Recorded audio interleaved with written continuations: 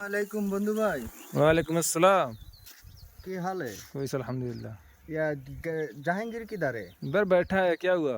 জাহাঙ্গীরের কাছে আমি 500 রিয়াল টাকা পাঠাবো। नहीं देता है। नहीं देता। इधर बैठा है, ले ले उससे। चल गए। জাহাঙ্গীর। सलाम अलैकुम। वालेकुम अस्सलाम। भाई कैसे हो? আলহামদুলিল্লাহ। কোইস মিয়া মিয়া। अल्हम्दुलिल्लाह। তুমি এখানে বসে বসে মোবাইল টিপতেছো আমার টিহা। भाई टका तो देते हैं, थोड़ा सा टाइम देते हैं। मेरा कोविल पगार नहीं दिया, मैं क्या কতদিন হয়ে গেছে এখনো তুমি টিহা দাও না আমার? भाई क्या करेंगे, पगार पाती मात में दिएगी, थोड़ा सा टाइम देंगे, थोड़ा सा। क्यों थोड़ा सा टाइम देगी? भाई क्या करेंगे, मेरा कोविल वेतन नहीं, पगार नहीं दिया, मैं क्या करेंगे यार।